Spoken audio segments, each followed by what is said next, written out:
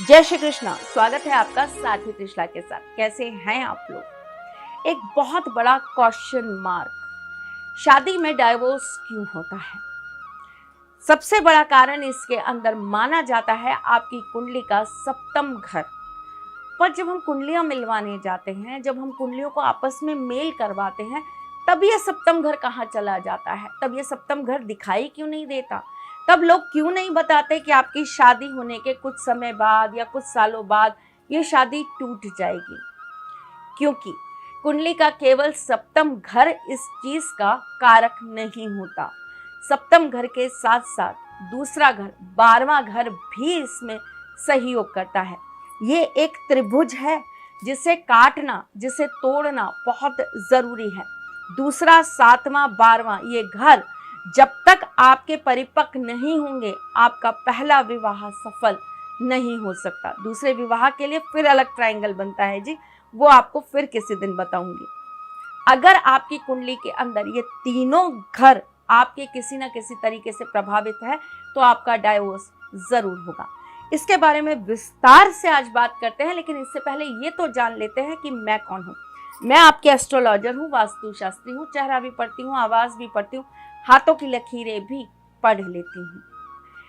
आपका दूसरा घर वाणी का होता है, कुटुंब का होता है। जब कोई रिश्ता टूटता है ना, तो सिर्फ और सिर्फ उसमें वाणी कारण बन जाती है। अब वाणी किसी की भी हो सकती है, आपकी, आपके घर वालों की, आपके दोस्त यारों की, किसी की भी, और वही बात सामने वाले को चुभ जाती है और उसी को मुद्दा बनाकर रिश्ते खत्म होने लगते हैं। कई कई बार इंसान गलत फहमियों में आकर रिश्ता तोड़ देता है, और गलत फहमी का कारण कौन होते हैं? इर्द गिर्द वाले जो उनके कान भरते हैं, यानी कि अगेन आपका सेकंड हाउस। किसी न किसी तरीके से ये वाणी बहुत जबरदस्त कार्य करती है आपके रिश्ते को तोड़वाने का। बात हो रही है जब दूसरे घर की, तो दूसरे घर को हम एक बहुत बड़ी चीज के साथ काउंट करते हैं, वो है आपका वंश, कुटुंब। अगर आपका दूसरा घर अच्छा नहीं होगा तो आपका वंश नहीं चल पाएगा, आपका कुटुंब नहीं टिक पाएगा, आपको उनसे सुख कभी भी प्राप्त नहीं होगा।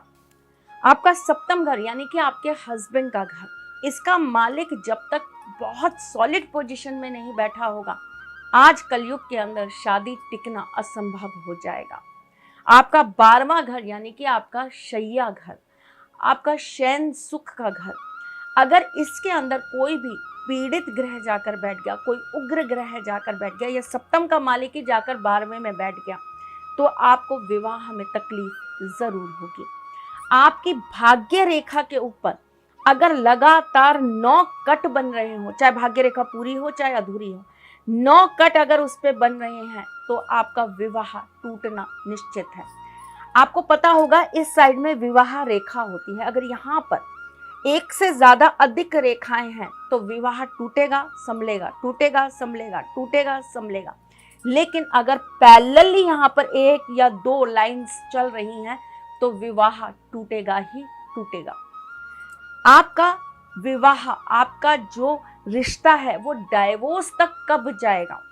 वो डाइवोर्स तक तब जाएगा जब किसी भी तरीके से आप शनि से पीड़ित हो जाएंगे। शनि अगर आपके गोचर कुंडली में, आपकी महादशा में पीड़ा उत्पन्न करेगा तो आप डाइवोर्स तक जाएंगे ही जाएंगे। इन सब चीजों से निकलने का कोई सरल तरीका होता है? इन सब चीजों से पार पाने के लिए कोई एक विशेष तरीका होता है? बिल्कुल होता है। जब बात आपकी डाइवोर्स पर चली जाए तो आपको क्या करना चाहिए? व्हाइट पेपर के ऊपर आपको एक त्रिकोण का निर्माण करना चाहिए। नीचे एक कोना होगा और ऊपर 2 कोने। इसके बीच में आपको मंत्र लिख देना है, ओम ह्रीम ओम स्वाहा। इस मंत्र को लाल पेन से लिखने के बाद इसके ऊपर आपको 7 टिक्की लगा देनी है, 7 बिंदी लगा देनी है सिंदूर से। कौन से वाले सिंदूर से? जो हम हनुमान जी को चढ़ाते हैं। उसके बाद आपको इसको फोल्ड कर देना है। एक सरसों के तेल का दीपक आपको जलाकर पीपल के पेड़ के नीचे रखना है और उसके नीचे इस पेपर को रखाना है। और आपको हनुमान जी के मंदिर में आकर चमेली के तेल में सिंदूर मिलाकर हनुमान जी के मस्तक पर, उनके कंधों पर और उनके घुटनों पर आपको लेप करवाना है पंडित जी के हाथ से, अपने हाथ से मत करिएगा। उसके पश्चात उसमें से बचा हुआ थोड़ा सा सिंदूर अपने साथ ले आइएगा। उसे लाकर लगातार 11 दिन तक अपने मस्तिष्क पर उसका तिलक करना चालू कर दीजिएगा। है तो बहुत बड़ा, थोड़ा कठिन, लेकिन बहुत अचूक उपाय है। एक काम और भी करिएगा, एक घी का दीपक जलाकर दुर्गा सप्तशती में से चौथे अध्याय का पाठ करना चालू कर दीजिए।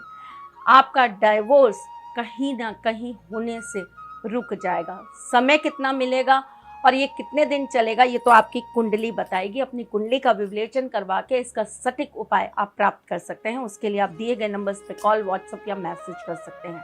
आज के लिए बस इतना ही। मैं फिर आऊँगी कुछ नया, कुछ अलग, कुछ अद्भुत लेकर। तब तक के लिए मुस्कुराते रहिएगा, रिश्तों में मजबूती बना के रखिएगा, अपने साथी के साथ यूं जुड़े रहिएगा, प्यार देते रहिएगा, प्यार लेते रहिएगा, ख्याल रखिएगा अपना और उनका जिनसे आप प्यार करते हैं। मैं जल्द आपसे मिलने आऊँगी। तब तक के लिए जय श्री कृष्ण।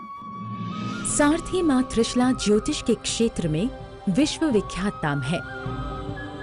ज्योतिष शास्त्र में पीएचडी मां त्रिशला पिछले 22 वर्षों से ज्योतिष की सभी परंपरागत विधाओं के साथ साथ अनेक दुर्लभ गुण विधाओं जैसे परछाई एवं नव्स के अध्ययन से अपनी सटीक भविष्यवाणी और पूर्वानुमान के लिए विख्यात हैं।